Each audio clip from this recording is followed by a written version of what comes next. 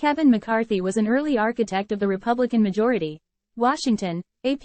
The day before he was ousted, House Speaker Kevin McCarthy was doing what he loved, stopping to greet tourists at the Capitol, gushing about the beauty of the place and its history at the center of American democracy.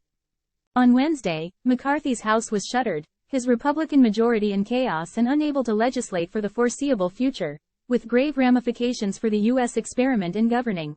With no Speaker of the House, a constitutional officer second in line to the presidency, the Congress cannot fully function, to pass laws, fund the government and otherwise serve as the branch of government closest to the people, during a time of simmering uncertainty at home and abroad. A democracy relies on its legislative branch. It's the most important branch of any democratic government, said Matthew Green, an expert on Congress at Catholic University. Without a speaker, you have real risk. For McCarthy, it's the end of the arc of his political career, from running a sandwich counter in Bakersfield, California, to the pinnacle of power, only to have his downfall engineered by the hard-right Republican lawmakers he once recruited to Congress but ultimately could not tame. Rep. Kevin McCarthy, R. Caliph, speaks to reporters hours after he was ousted as Speaker of the House, Tuesday, October 3, 2023, at the Capitol in Washington. AP photo, J. Scott Applewhite. Democrats compounded the pain. Only too happy to help oust him, in a brutal display of partisan politics, he had made his bed, Representative Abigail Spanberger, DVA, said ahead of the vote. McCarthy is no bystander to the turmoil that so often defined his tenure in Congress, and in fact he was an early architect of the new Republican Party that has almost fully replaced what once was. In office for nearly 20 years, McCarthy played a pivotal role in the 2010 election that sent a new generation of Tea Party Republicans to take control of the House. He was the campaign chairman who recruited the dozens of conservative newcomers who swept to power. Time equals 400 Ms. Greater than. With fundraising skills and a keen eye for unique candidates, McCarthy was the party's winning strategist, adding to Republican ranks even when it meant electing hard-right figures.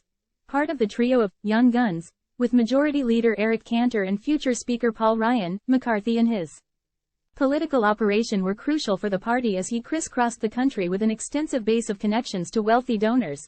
Those years saw the stirrings of a party purge that continues to this day, leaving an open question of who, if anyone, can lead the House Republicans.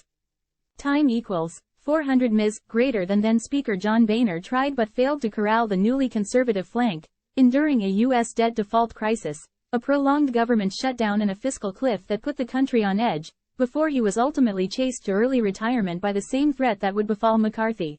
Boehner's chief antagonist at the time was Mark Meadows, then a Republican congressman who led the Freedom Caucus and would go on to become President Donald Trump's chief of staff. Meadows filed a motion to vacate, at the time an unheard of procedural move resurrected from political obscurity. Rather than risk the continued threat of an ouster, Boehner simply mic dropped and left.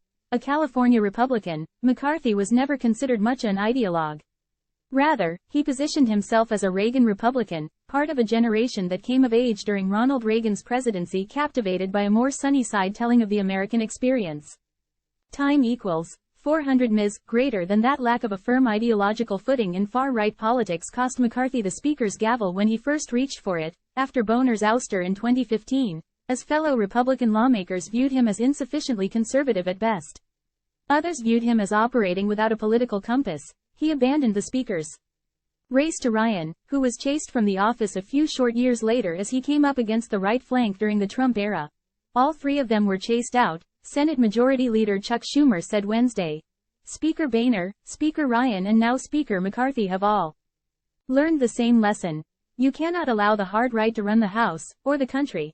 As Republicans fell into minority status with Speaker Nancy Pelosi in charge, McCarthy went on to recruit the class of 2020 Republicans to retake House control, in line for the Speaker's gavel in another history-making moment. Time equals 400 Ms. Greater than. But it took a brawling 15-vote slugfest over the first week of the new Congress in January for McCarthy to win the votes from his own reluctant Republican Party to become Speaker, a prelude of his ouster to come. With just a slim majority hold, a handful of hard-right holdouts forced him to make concessions for the gavel, including the ability to more easily remove him from office. Still, finally becoming Speaker after so long seemed to have changed McCarthy, and he quickly grew into the role. His mantra, "I never quit," his suits appeared sharper, his sunny demeanor more pronounced, the flashes of anger subdued as he ambled through the halls. In his element, McCarthy would open the House chamber, making a point to stop and chat with visitors along the way, at times even setting up a photo line for those who swarmed to snap pictures. Underestimated from the start, he surprisingly delivered at two crucial moments, reaching a dead deal with President Joe Biden to avoid default and preventing a government shutdown last weekend at grave risk to his job. McCarthy had become the magnanimous man in the arena, as he liked to think of himself, the portrait of Teddy Roosevelt hanging with that of Reagan in his suite of speakers' offices at the Capitol. "I give as good as I get," he quipped the night he was ousted. But like the others before him, McCarthy was no match for the increasingly hard right flank that has come to dominate the Republican Party. Time equals 400 Ms. greater than a handful of hardliners led by Representative Matt Gaetz, R. Florida, blocked McCarthy in January from becoming House Speaker, and many of them cast the votes Tuesday on the motion to vacate, to remove the Speaker, with the government shutdown deal the latest complaint against him. Others, including Representative Nancy Mace, RSC, who had been beneficiaries of McCarthy's campaign funding, also turned on him in the end. Senate Republican leader Mitch McConnell said he had just one piece of advice to the next House Speaker: get rid of the motion to vacate.